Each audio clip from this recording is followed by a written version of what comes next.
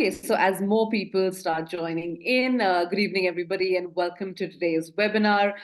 Today's topic is Beyond Business as Usual, Explore an MBA with an Edge at Willamette University. And of course, we have a wonderful panel with us today from Willamette University. We are joined by Pritha Dutta, who's the Assistant Professor of Operations and Supply Chain Management. Hi, Pritha, very happy to have you here today. It's a pleasure. Wonderful. We're also joined by Aryan Bhardwaj, who's actually an MBA plus MS Data Science student currently at Willamette University. Hi, Aryan. Very early morning for you, but we are very glad you could join us. Thank you. Yeah, no problem. Thank you for having me. Amazing. We also have Nathan here, who's the Assistant Director of Recruitment for Willamette MBA. And we also have Tony, who's the Director of Recruitment. And hi, guys. Very happy to have you here today. Thank you for having us. Amazing. Okay, so I think, Tony, I'm going to start with you. And all of the people who are joining us today are very, very keen and very interested to know a little bit about the MBA with an Edge at Willamette University. What is it really all about? So we'd love to hear from you, and if you could take us through that. Yeah, so again, hello, everyone. Thank you for joining us this morning. And we're really excited to be partnering with GradRight and excited to be recruiting students from India. It's been a real goal of ours to get in front of students. And so here we are. So to kick it off, Willamette University MBA, on top of it being the #1 ranked MBA in the state of Oregon, what we do really well here at Willamette is that we're designed as an early career change MBA. And it's not a traditional MBA program. And what that means is that we're really focused on our students having some experience within the classroom, being able to apply what they learn, pushing students to go get internships, doing a lot of networking. Willamette it gives kind of the best of both worlds. Students that are looking for a non-STEM MBA that want more business, management, leadership skills, we have it. Students that want a STEM designation, we have a combination MBA, Masters in Data Science program. So we're kind of the best of both worlds, unique in the sense that we have these experiential learning courses. And you're going to hear from Professor Pritha Dutta today. Her expertise is supply chain management, and she's going to talk a little bit. I mean, we utilize a lot of people in India are really concerned about STEM designated MBAs. How do you use analytics in classrooms? Pritha's going to mention some of that stuff, in a supply chain management course and things that she teaches, that everything we're doing is touching on what's going on with companies in the real world, in the job market, and how do we set you up to be successful when you graduate. So those are just some really quick tidbits. We'll get more into the curriculum as we go, but hopefully, you'll learn a lot today. Awesome. And I think on that note, Pritha, I'm going to bring you in here. And if you could take us through, the sustainable supply chain management part of this, that would be wonderful. I'm sure everybody's very eager to hear about it. Sure. So I'm going to share my slide. Let me know if it's visible to you all. Yes, we can see it. Okay. All right. Thank you so much once again to GradRight for organizing this webinar. It's a pleasure really to be here and talk about something that I'm really passionate about, that students really care about these days. And this is a topic that we talk about in my class.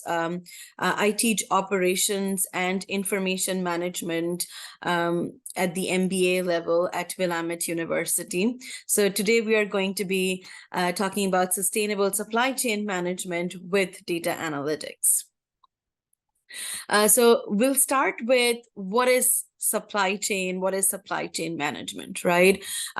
Any consumer goods that you can think of today, whether it's, the laptop that you're using right now to Zoom into this session, the clothes you are wearing, the phone you are using, they have all started at some point in the supply chain and gone through multiple stages, right? They have traveled across the globe to land at your doorstep, right? So there have been multiple locations across the globe that they have been.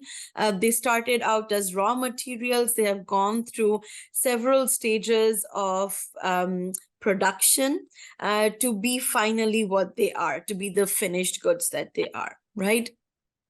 So a supply chain is a system which constituent parts include material suppliers, production facilities, distribution services, and consumers that are linked together through this feed-forward flow of materials, right? And feedback flow of information. And this information part is going to play an important role when we talk about the data analytics part, right?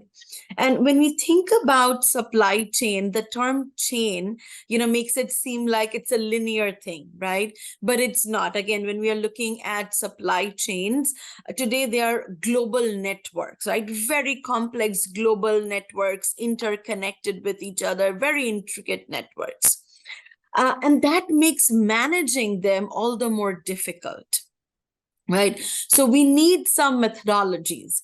We need some principles to drive decisions so that we can effectively and efficiently manage the flow of the goods and information. And that's what supply chain management is about, right? It's a set of synchronized decisions and activities that are utilized to efficiently manage this entire flow of goods or services, right? Starting again from the raw materials to delivering the final product to the consumers.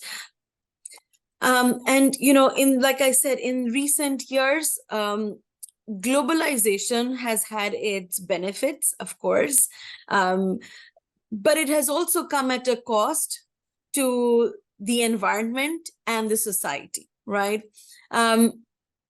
Most of the Western companies, driven by lowering their production costs, have moved their production facilities, their manufacturing, to developing countries, right?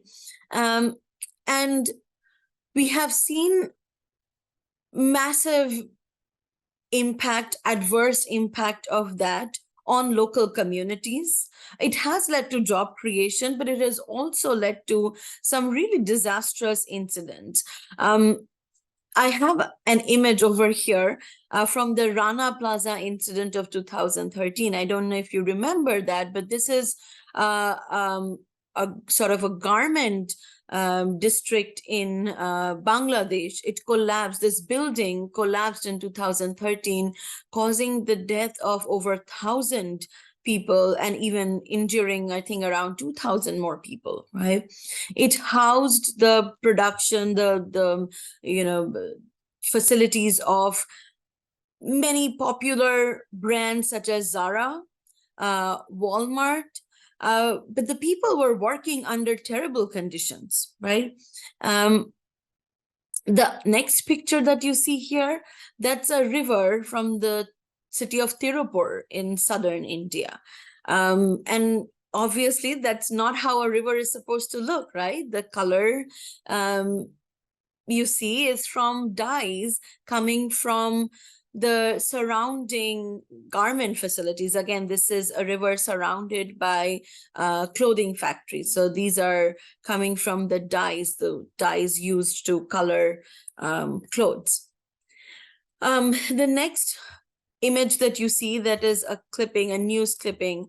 All our rechargeable batteries need an element called cobalt, and it is mined in Congo. The condition of the mines is horrible. So here we have a material that is sort of the source of all of our rechargeable batteries, whether you're using your phone, your laptop, electric cars. And the way it is mined, the people who are mining that, the conditions in which they are operating, they are working, that's dangerous. They are not paid well, right? So that is part of our supply chain, right? We are benefiting from these supply chains. And a lot of the time, the consumers are not aware of these. We only get to know about these like in the case of the Rana Plaza incident, when, you know, something majorly disastrous like this happens and the media picks it up, right? But there are incidents like these happening every other day. We hear about these sweatshops, right, in different parts of the world. So now we come to sustainability in supply chains. What does it mean? I mean, we hear about all these things that are happening. So why should we care about sustainability, right? What does sustainability mean? Sustainability incorporates all of it, the social aspect, the environmental aspect, and also the economic aspect of it, right? We call it the triple bottom line. So companies have to care not only about their economic performance, but also their environmental impact, which is captured again, you know, in, like you saw how they did when you are just letting the pollutants from your factories get into the water, right? Carbon emissions, greenhouse gas emissions, how are you doing in terms of that? And also the social performance, right? How are you treating your employees, whether you're paying them fair wages, what are the working conditions? So all of that is captured in sustainability, right? We call it the triple bottom line. Or another way of thinking about it is that caring about not only your profit, but also the people and the planet. So the objective of supply chain sustainability is to create and protect and grow long-term environmental, social, and economic value for all stakeholders, right? Whether it's your stockholders, whether it's your employees, or the customers, right? Customers are also stakeholders in our companies. And increasingly, we have seen that customers do care about sustainability, at least certain part. And that part of customers who care about sustainability has been growing, and it's only going to grow in future. So here are some challenges currently in supply chain management. At the top, you can see working conditions, environmental issues, you know, like I mentioned, minimum wages, human rights issues, child labor. A lot of these, you know, sweatshops or, you know, the Rana Plaza that I showed you, the collapsed Rana Plaza, were employing child labor, right? Health and safety, forced labor, ethics. So all of these are challenges in supply chain management.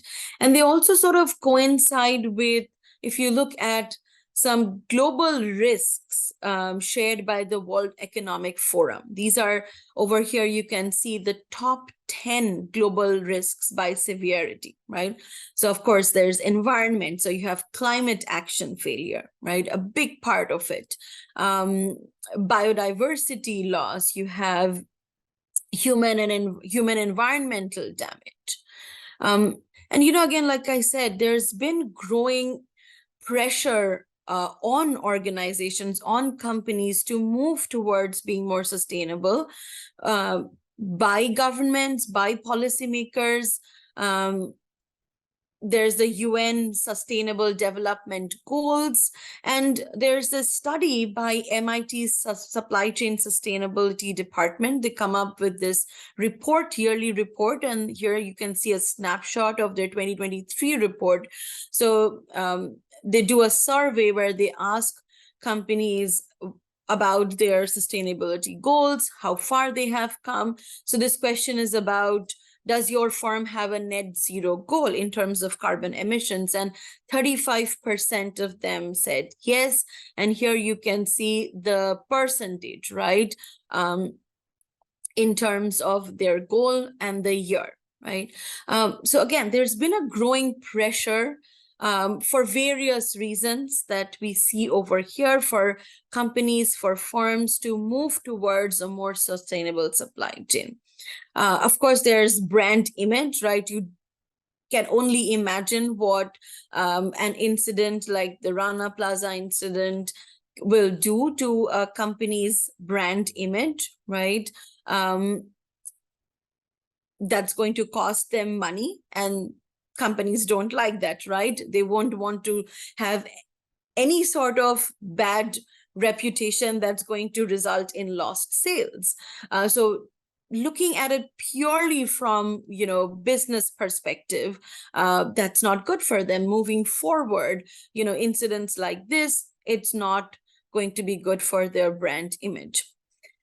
Just from, again, strategic point of view, going forward, sustainability is going to be a part, not even going to be about competitive advantage, but it is going to be about doing business, just a part of it, right?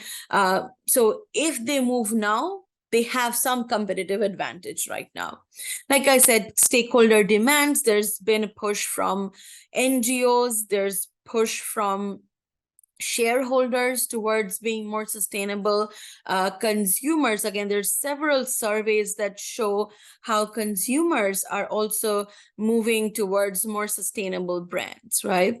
And there's compliance with international standards for environmental performances, like ISO has its standards in terms of quality. They also have now for environmental performance, right? And again, going back to, just the need of the hour, doing business in terms of operational efficiency. Sometimes just being efficient can also result in being sustainable, right? Just efficiently using resources. Some of these resources are non-renewable resources. So by making sure that you're efficiently using them, you end up being sustainable. Efficient consumption of, let's say, resources like water, energy, cost-cutting initiatives, and just improved processes for waste management can help you become not only, again, operationally efficient, but also more sustainable. And we also have seen in the recent times that supply chains tend to be very sensitive, right, in terms of threats, whether it's geopolitical threats, whether it is, from natural disasters or a global pandemic. So even when we think of making supply chains more agile or more resilient, that coincides with making them more sustainable. That goes sort of hand in hand, okay? So throughout the supply chain, here I have sort of a snapshot. There are opportunities of minimizing, waste, of minimizing the energy consumption, water consumption, and maximizing your overall triple bottom line. But even outside of one's own internal supply chain, there are opportunities of becoming more sustainable.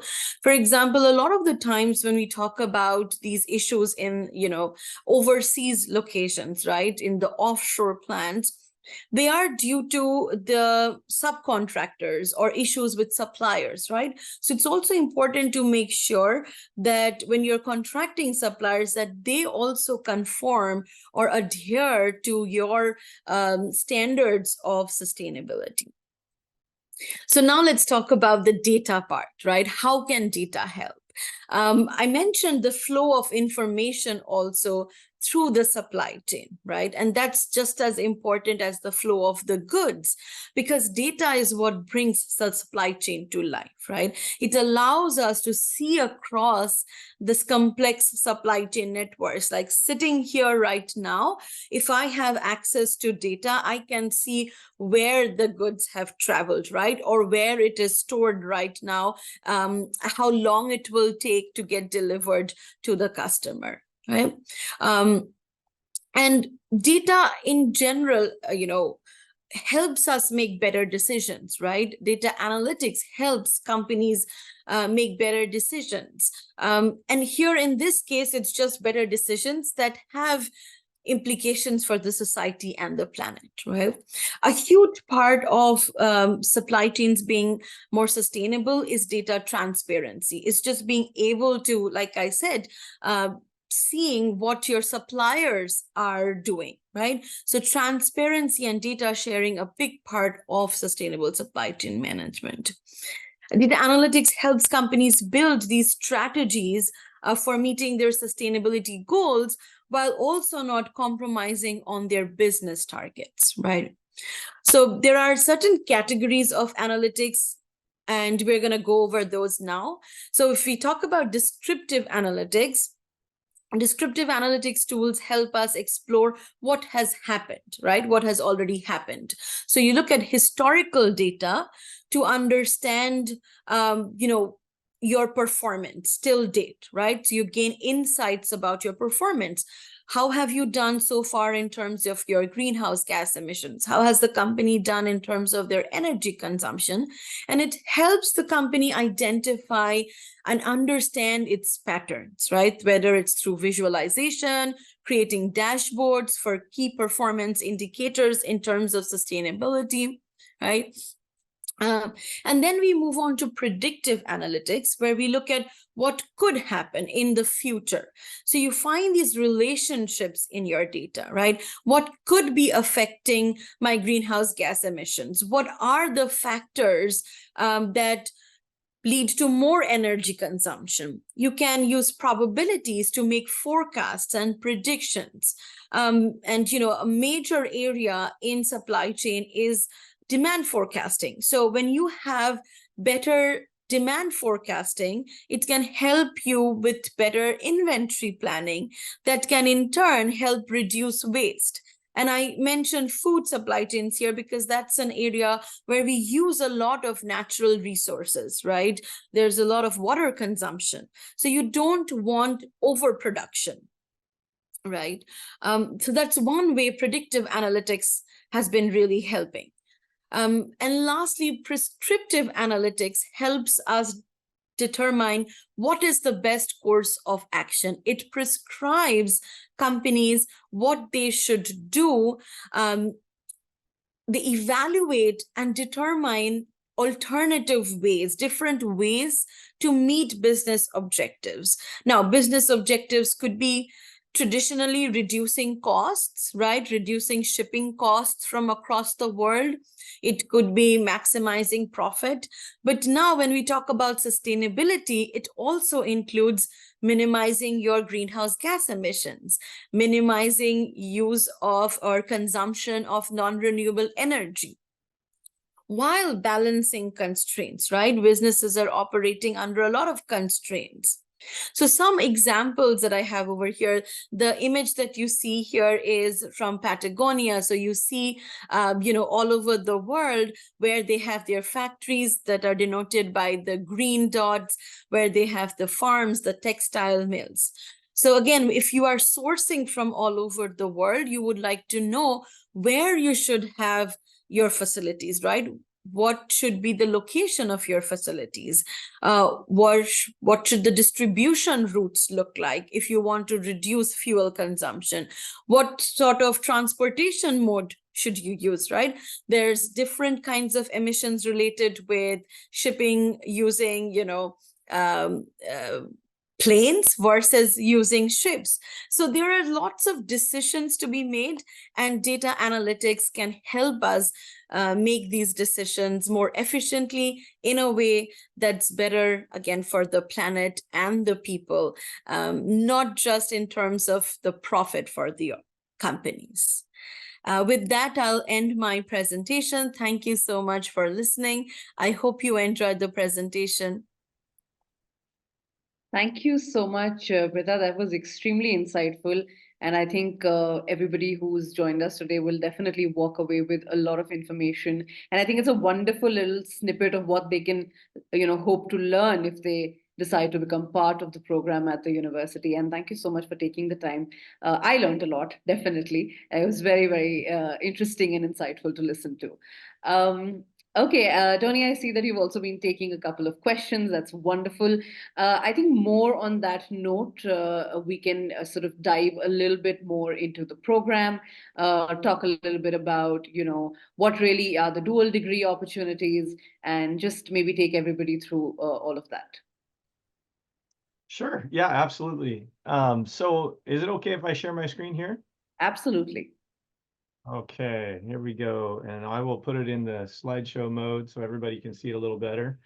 Can you guys all see that? Yes, absolutely. We can see it. Okay, so going back to this is going to open the topic. Why, first off, why the Willamette MBA again, right? And On top of all of our accolades, being #1 in the state of Oregon, we're also duly accredited. So you heard Pritha talking about, it's not just about, the profit. It's not just about, satisfying shareholders.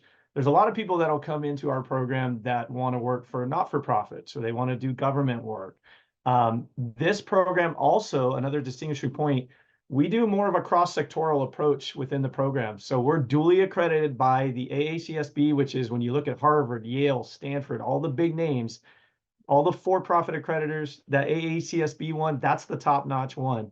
So we have that accreditation, but we have this NASPA accreditation. So we're one of only, if there even is another one in the country anymore, that offers this other NASPA accreditation.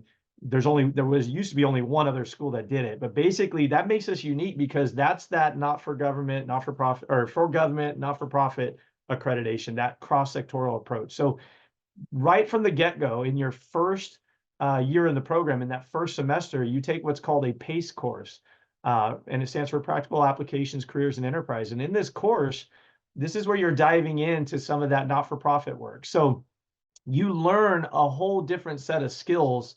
So when you graduate, you can compete across different industries. And we see our students doing that. Some students have a passion for not-for-profit work. Some students have a passion for profit. And sometimes it's all about the job. What job's available? What can I get into? How do I make myself more marketable? You do not have to have multiple degrees per se. When you come to a program like this, you don't have to go get a public administration degree. You have this dual accreditation where you get this cross-sectoral approach. So that's pretty unique. Companies that hire Willamette are worldwide, and we have a lot of large companies in our back door. Portland's right down the road from us, about 45 minutes, 50 minutes, depending on how fast you drive. And you have Amazon, Apple, Collins Aerospace, Deloitte, Intel, Microsoft, all these companies all over, they hire students. But in our backyard, Nike is a huge multinational corporation. They're right down the road. Intel is right down the road. Garmin is right here in Salem, down the street from us. So there's a lot of contacts locally, but then our alums are spread out all over the place. We have a world-class faculty, so we can put our faculty up against anybody in the country. We have faculty from all over, from Stanford. We got faculty from MIT. You just heard from Pritha. We have faculties from across the world, across the globe. And the beauty about Willamette is we're not a research institution. So when you go to some of the large schools, they have their R1 institutions. That means that their faculty are primarily doing a lot of research and less time in the classroom. And our faculty, it's a combination of they're doing consultancy work, they're working outside of Willamette to bring that information back, and they're in the classroom teaching you the latest and greatest of what's going on right now, what's going to help you be relevant when you leave. And our MBA program is designed to help you advance your career. And it doesn't matter what sector of business you're getting into. So I wanted to point that out. And then the other thing I wanted to point out is why a non-STEM MBA? Why would somebody come to the US and get a non-STEM MBA? And there's a couple reasons. Organizations are looking for leaders, not just, analytics acumen, meaning it's great. You could be the smartest person in the room, but if you cannot communicate what needs to be communicated to the stakeholders to make decisions, it does not matter. And it's the same thing when you're going in to try to apply for a job. You could be the smartest one, but if you cannot have that pitch and you cannot communicate well to that employer, you're not going to get that position. And so employers want more well-rounded people. They want people that they have that kind of analytics acumen, but they also are able to communicate effectively and they can make important decisions. And that's the biggest thing, is because at some point in your career, you're going to get to a point where you're not just crunching numbers. Now you have to do something with those numbers. You have to be able to show that this is going to lead to this outcome. And it sounds easier than done because you're going to have to make a big decision that's going to affect a lot of people. And that's what these companies are really looking for. And you have to grow your network. You have to learn to negotiate, develop a combination of hard skills and soft skills. Somebody had asked me a question, I don't have a whole lot of coding skills. I don't have those analytic skills. So how do I come into a program like this? The beauty about our program is that we start from the ground up. So you're going to take all the traditional MBA classes, plus you're going to have some data analytics in there. So your hard skills are those quant skills, right? The language of business is essentially accounting and finance and economics. You're going to get all that, but you're also going to get data analytics. And then you're going to get the soft skills. That's more of like your leadership, your management style. How do I deal with people? How do I deal with certain situations? Because it's an imperfect world. And sometimes you're going to have to make decisions. No matter how much info you have and how good you are at crunching numbers, you still are going to have that human aspect where you have to make a decision and you have to get people on your side. You have to get buy-in. And this program is going to teach you both. You're going to get those hard skills, but you're also going to get those soft skills. And that's important for employers. And then you have to learn how to pivot and stay relevant, especially in the age of this AI disruption. So artificial intelligence has changed a lot, and it's going to change more rapidly here in the next 5 years. Okay. And so what that means is the jobs of today aren't necessarily going to be the jobs of tomorrow. So if you have the analytic skills and the coding skills, and you're very good at the engineering part, but then all of a sudden AI is starting to take over some of those responsibilities, where does that leave you? Okay, well, what that leaves students is you still have to be able to prove that, hey, I can manage these systems. I can manage the people that are doing these things. And that's a whole different set of skills. Okay, and that's why a non-STEM MBA is very important. So if you already have those skills, those analytical skills, this is going to be the bonus, right, for you. This is going to help you put you over the top, keep you relevant as things change. And then people always want to know from across the globe is, is there OPT if I come to a non-STEM MBA? Absolutely. You have 12 months of OPT. And the thing about OPT is, even if you went to a STEM designated OPT program or STEM designated MBA program, you're not guaranteed 3 years of OPT. It's not a promise to you. And so I know that some schools will say, yes, we're going to give you the 2 or 3 years. You got it. And it's like, that's not necessarily it. Again, if you don't get the luck of the draw there, okay, or you haven't convinced a company well enough because you haven't communicated that they need to hire you, you're not going to land those all the time. So the beauty about that non-STEM designation is that you can qualify for the 12 months, but you're also going to have a much better pitch because you're going to practice that day in and day out on top of your hard skills. So now you've listened to me talk about a non-STEM MBA and you're going, I'm not convinced. I still need the STEM designation. That's okay. The beauty about this program is we have the dual degree MBA MSDS program that can get you the STEM designation that you're looking for. And what this means is students can actually come into our program in the first year just as a non-STEM MBA, and within that first year apply to the combo program. The data science program is looking to recruit our MBA students. Okay, and we have built a kind of program. If you can see it here on the slide to the right, the curriculum is built in. So you're taking all your traditional MBA courses in your first year, and in your second year, you have nothing but electives and 2 required courses. So what we're able to do is in that first year, you take data analytics, you do really well, you get a B or higher, okay? Then you're going to qualify to apply for that STEM designation MBA MSDS program. And that's what Aryan did. And Aryan's going to be able to speak to that here in just a minute. But for those of you that are going, I don't know if I need that skill because I already have all the coding skills. I don't know if that STEM designation is what I absolutely need. I know I need the MBA skills though, which is traditionally what people really need, right? Because they have some of those other skills. Then start out with the MBA and figure out if you really need to go down that other path. There'll be students, there'll be professors, there'll be people there to help you figure that out. We have a whole career management team that's looking for jobs for our students, that's pointing people into different directions. And students are saying, I'm really good at this. I want to work for this company. How can you help? Hey, maybe this is the program you want to look at. But you can decide that while you're here. So you don't have to worry about that early on, if that makes sense. And when you combine the MBA MSDS program, you're only looking at 1 extra semester. So our MBA program is 21 months. And you can see here in the fall of your second year, we kind of highlighted or bolded those data classes. You're incorporating those data. If you decide to do the STEM designated MBA MSDS, you're incorporating them into your electives. So not only do you still get to choose some AGSM, GSM, when you see that, that's basically talking about MBA courses. You still get MBA electives that you're going to be able to take and still dive down the rabbit's hole of something that you're interested in other than the data part. So if marketing is your deal, if operations, supply chain management, you're going to be able to still pick up those courses while you're getting the STEM designation and getting the data courses.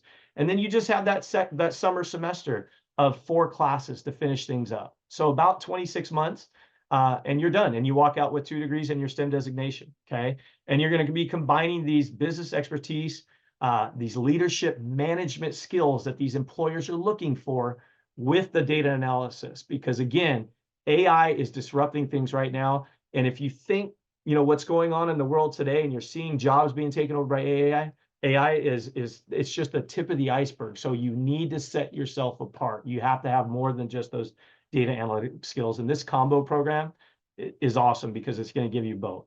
Let me go on to my next slide. Big question that we get from everybody. Where are your students going? What are they doing? Where are your alums? If any of you had the pleasure of going to the GradRight Shift Ed conclave that they had there in December, you would have seen that we had Puneet Ranjan from Deloitte speaking at that fair, and he was, this guy is a tower in the industry. He came to Willamette, he got his master's here, and he went on. We have a lot of different alums from across the globe that have gone on to do amazing things. He just so happens to be from India. And so he's a great one to look up to and say, hey, how did you do it? Where was your story? And he told that story very well. And so if you didn't get a chance to go, he's definitely one that you would want to listen to. And we have many others. Aryan, you're going to hear in just a second, but our students, our international students are across the globe. They're here domestically. They're international. They're working for Google, Merrick, Microsoft, Nike, Bank of America, Merrill Lynch. They're at big corporations in India. We are not a feeder school for one area because we are dual accredited. We have students that are passionate about government, not-for-profit, for-profit. And because of that, we let you steer the ship and then we help. So if you tell us this is my passion, this is what I'm good at, then that's where we're going to go with you. We're not going to push you to an industry that we have great contacts in that may not be your expertise or may not even be something that you will excel at. So when students say, well, I want to know how many students are getting jobs at this corporation, which you have to understand is that, students are taking jobs all over the place because we are not a feeder school for one business. We are not wearing, Pfizer on our shirts or Nike. I'm wearing Nike right now, but they didn't tell me I had to wear Nike, right? We basically are going to let our students direct us. And then our career management team, our professors are going to train you to go do the best job that you can do wherever it is that you want to go. So this was just an example. And then, these are kind of just some facts and figures that I like to throw out. People want to know, how many people are getting job offers before they graduate? What's the internship look like? We are pushing our students to get internships because that is another great way to get your foot in the door, get experience, put it on your resume, and showcase what you can do. And so again, it's not just about being the smartest person in the room. It's about being able to sell yourself. And the MBA is going to teach you how to sell you. So when you line up and there's 10 other people there for that job interview and they have the same analytical skills as you, what's going to set you apart? And this MBA program is going to fine-tune those skills. So when you go into those job offerings or you go into an internship where you have to apply for it and you have to compete, you're going to be ready because you have practiced that day in and day out. Career management is built into some of your coursework. So when we look at these statistics, it's because our students are doing really well and they're landing internships, they're landing jobs. So you can see kind of the makeup of our international scene. It's a small percentage. I would say pre-2016, before I was even working this position, Willamette was about 40% international students. And that was, a lot of these grad programs were like that. They had a lot of international students and things shifted and changed. And now we're starting to see the international market open up again. And so this is really an opportunity for you students to join this program, to change those numbers for us. This is kind of the, you guys are the trailblazers right now. We really want that market to open up. We really are excited about GradRight. This is an opportunity for you. Our school is really excited about the international market. They're really excited about India, and they know that you're passionate about, a lot of people in India are passionate about getting that education and being able to show, something afterwards for it, right? I want to show that I can make money. Well, that's our passion too. We're #1 in Oregon because we want you to get out and be successful, and we want you to be the next guest speaker. Hey, GradRight throws on another event. we want our students over there speaking at this. And so that's why I show these numbers and I show you guys a little bit. And then we want you to join our community because, you know, again, we are trying to look for motivated students that want to be successful, and we have a lot to offer you. Okay, we have the non-STEM MBA, we have the combo, you know, MBA and MSDS STEM MBA designation, but we also have this career management team. We have MBA for life. So students that do land jobs in the area, if you ever wanted to take a class for free when you're done, you can do those sorts of things.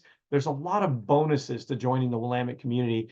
You're going to be, whatever network you've created in your lifespan right now, okay, you're going to double that or triple that when you come to a program like this. And you're going to be a part of the Willamette MBA network, piped in across the world. And we can introduce you to people, different professors, different students, all that good stuff. So curriculum, that was the other question I've gotten a lot from students. What does the curriculum actually look like? If you were in the non-STEM designated MBA, this is kind of a breakdown in your first year. And you can see how you're taking data analysis, you're taking managing individuals, teams, and orgs, accounting for managers, that PACE course that we talked about, finance and econ. So it's that combination of these courses. So managing individuals, teams, and orgs would be more of those soft skills, presentation, pitch, how do I manage? How do I assess situations where I got to make big decisions? Those data analytics, analysis, accounting, finance, hard skills, right? These are going to be your quant skills. Some of you already have those. Some of you really need to hone in on those skills. So again, you're getting the best of both worlds. And then that second year, you can see it's almost all elective courses, minus those two, public policy and strategic management. Those are your main core classes in that second year. So there's a lot of options for students in this program. And I would tell you that graduates, you know, that graduate from Willamette, that again, this is just another screen. I thought it was a little more clear if you couldn't see some of the names, just showing you different places that our students are working. I also wanted to show some of the scholarships because that's a big thing. And we'll get into kind of some of that here in a sec. But basically, do we have scholarships? Absolutely. Our scholarships go up to all, you know, they range from 18,000 all the way up to full tuition scholarships. Okay. Those are the scholarships that we offer. And we partnered with GradRight because we know that they can help you with the loan part of things. And so there are scholarships. Our application is free. You know, how to apply. If you have any questions, it's a great QR code. You can go ahead and scan that. GradRight is going to help you. My team is going to help you. We're not going to nickel and dime you on the application. We interview all of our candidates. We take a holistic approach. Again, we want to learn about you. We want to know what makes you tick. We want to know what you're looking for, and we want to help you get there. You're not going to be just another name and number for Willamette. You're going to be a person that we want to try to make successful so that we can tell your story. So I don't want to hog too much time here. Hopefully that gives you a brief rundown of the program. And then Shireen and Aryan, I'm going to kind of pitch it back to you, but I'm open to questions as we move along here. Awesome. Thank you so much, Tony. I think you gave us a very, very holistic view of different aspects of the program, and really, I think answered a lot of the questions that people were beginning to ask. Just on that note, because you sort of threw it back to Aryan as well, I can see a lot of people have this question also about what they're currently studying. Would it make sense for them to come and do this program? So Aryan, why don't you take us through maybe your background a little bit? What is it that you studied in your graduation? How did you decide to come to Willamette for the MBA? And what has your journey been like to reaching here? Sure. Yeah. Thank you, Shireen. So my name is Aryan Bhardwaj. I'm a second year MBA MS Data Science student here at Willamette. I come from Haridwar in Uttarakhand from northern India. So I graduated with Bachelor in German Studies in 2017. I worked in several roles till 2022. So about for 5 years. Then I decided that, okay, I want to get an MBA and also wanted to change my geography. So also I was particular about where in the US I wanted to go. I had friends already in Pacific Northwest, which is Oregon and Washington states. So I was like, okay, I would look into these regions for my MBA. I found out Willamette, which like sounded really nice to me. So I applied, I got into. So this is like what have been, what I really like about Willamette MBA, it is ECCC, so early career or career change for me it was career change MBA, so it was like a really good match for what I wanted to do. Also, the location mattered to me. Not only it was in Pacific Northwest, but it was close to Portland and Seattle. Both are like tech hubs. In particular, Seattle is a big tech hub. Amazon, Microsoft, Starbucks, you name it, like almost all tech companies have huge presence in Seattle. So for these reasons, I came to Willamette. My journey for like past 1.5 years has been really great. I joined MS Data Science program as well because I figured data science skills would be something like Excel in 10 years for managers. So I was like, okay, we can do this. It was a smooth transition, not much. I just did really well in my first semester data analysis course, and based on that, because uh, I'm a I'm a student within the Willamette system, they already know me. It was just that one criteria I had to match to get into data science program. So yeah, great journey from India to here. It has been fun and great learning experience as well. Amazing. Thank you so much for telling us all of that. I think another thing that a lot of students really ask us about is because again these are people who potentially will be traveling overseas for the first time, and there's always this anxiety of how is it going to be? You're going to be away from home for the first time. So just from that perspective, how you maybe what are some of the things that really helped you navigate your journey, and if you could tell the people who are here today as well. Sorry, can you please repeat the second part of the question? Yes. So, what I wanted to understand was that if you had any tips, any sort of experiences that you can share, just in terms of being an Indian living abroad, because a lot of our students have those anxieties as well because they will be traveling overseas for the first time. So, just generally, what is the community like? What is the student life like? How has the transition been for you? Not from just an academic perspective, but just from your personal life as well. Yeah, so sure. So I will start with life here and then we'll transition to like how to manage your anxieties and how to prepare for the change. So really great. Here I have made so many friends here, really close friends. You can say friends for life. The community at MBA and as well as like Willamette in general, really supportive. I'm an international student, so I don't have a car yet. So it's like I can't even count the number of times people drop me off at my home because I live like 2 miles off campus. Apart from that, Salem overall is a very nice town. Not a big town, but really nice. So you won't face any issues, any kind of issues. I have never faced any issue, and I have a lot of international students, so no unpleasant exchanges, anything like that. It is like really nice to be here. On campus, you would have a lot of activities. We have South Asian Student Association as well. So we have our Diwali and Holi celebrations each year, stuff like that. And you can participate in them, or you can participate in other cultures, events, stuff like that. So something is going on always. Um, about the like coming over, yeah, I would say start early preparing, go to the internet. There are so many resources out there, people talking what to carry, what not to carry, how to manage your expectations. Research the weather in the area you are going to. Fortunately, Oregon is not much cold. It will get usually -5, -6 degrees Celsius for 1 or 2 days. Snow days are limited, if any. This year we had a good snowstorm when I arrived actually back from India, which was fun. But so yeah, I would say start early, prepare hard, do your research. You'd be fine once you land here. In particular, I can talk about Willamette. Once you arrive in the Salem, to me, Tony and Nate both were there to, get me, and they helped me to get to my place, stuff like that. So here we are here for you. I can assure that, and it would be just anxiety for a few days and then you'll be all settled. good to go. Yeah. Right, Aryan. Thank you so much for telling us. I think it sounds really nice because it almost seems like it can be home away from home, which is always a very welcoming thought.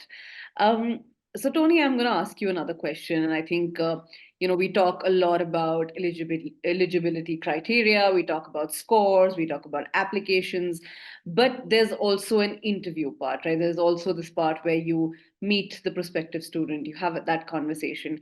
So to everybody who's here, what are some things that you can really talk about that would be standout qualities that you look for when you're really deciding who to enroll for the program? Yeah, Shireen, that's a great question. And here's how we view things in our admissions department. We look at every student as an unpolished stone. They come into us and they may be really good at one thing, but they need some polishing in a different area. And so we do not try to weed students out. What we're really looking for is the motivation.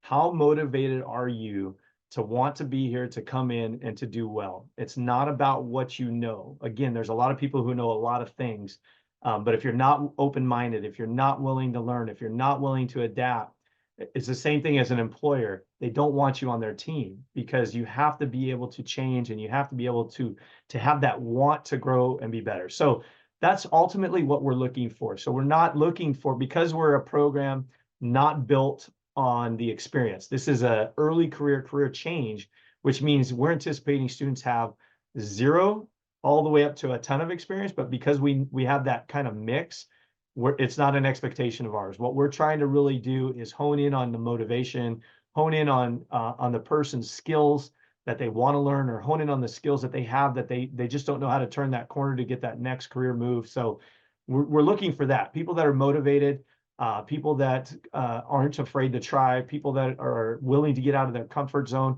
And traveling from India to America and going to school, like Aryan said, you're going to get out of your comfort zone, right? But this is how you grow as a professional. This is how you grow as a human being, right? If you're always stuck in the same ways and you're not willing to kind of try new things, it's hard to find that next big position, because you have to be able to take that leap of faith and really go for it. Put yourself out there. And when you put yourself out there, that's how you learn. That's how you grow. And sometimes it's going to hurt, and there's going to be bumps along the way. But if you don't go through that and you don't go through those challenges, it's like any large corporation or small company. To find success, you have to go through those bumpy roads, right? And that's how you learn and grow. And this program is going to put you in situations where they're going to be a roadblock in front of you. Now, how do you get past it? And it's not a roadblock that's meant to make you fail. It's meant to make you think. It's meant to make you grow as a professional, grow as a human, and put yourself in a position where when you face challenges, you know how to overcome, you know how to answer the tough questions. So hopefully that answers that question. It's not a specific trait per se, but we are looking for people that are motivated, hungry to be successful. Right, wonderful. And before I take some of the last questions, I'm going to quickly tell everybody who's joined us today that we are going to put out a feedback poll right now. If you could take another couple of seconds to let us know what your feedback is regarding the session, it'll again really help us plan a little bit better and understand all of you a little bit better as well.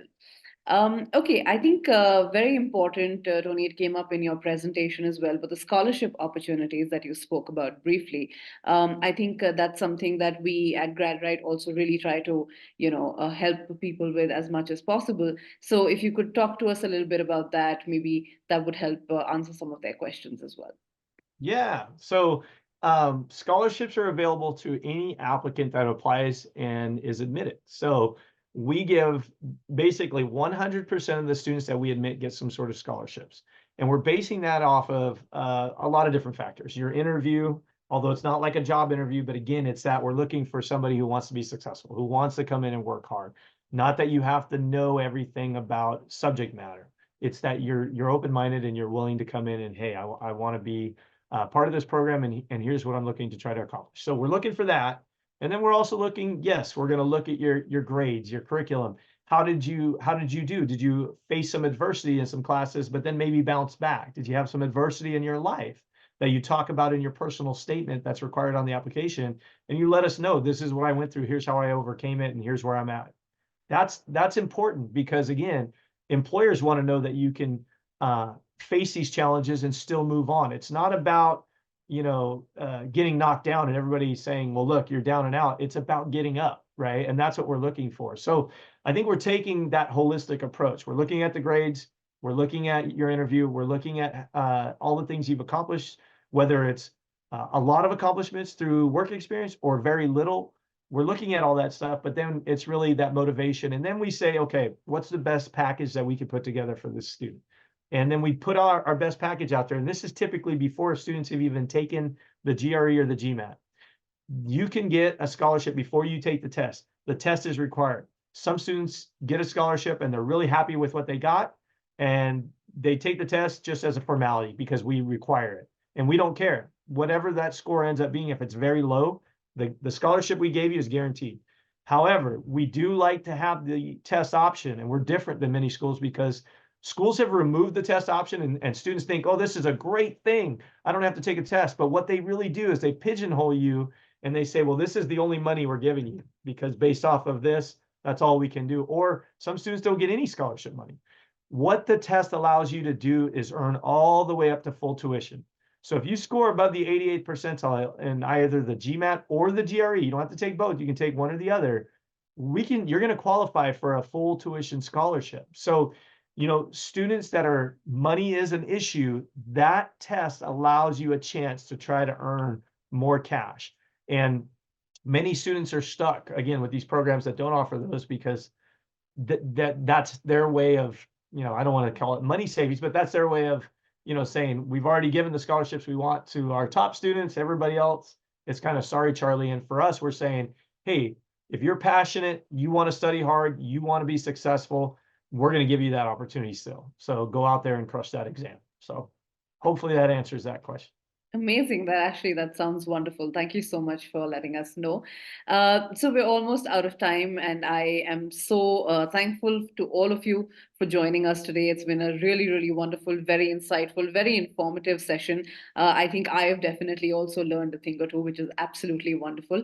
Thank you so much, Aryan, for joining us, for sharing your experience. I think it always really helps to hear, from someone who's currently in the experience and can really give like a great picture of how it really is. Thank you so much, Nathan, and thank you so much, Tony. Thank you so much for answering all the questions, and I'm sure that it's really helped all of the students that joined us today. Thank you so much, and I'm hoping we can do this again soon. Awesome. Thank you, Shireen. This has been a blast. Everybody in GradRight world, thank you again. Have a great rest of your week, and we would love to speak with you and get you guys on board. So thank you.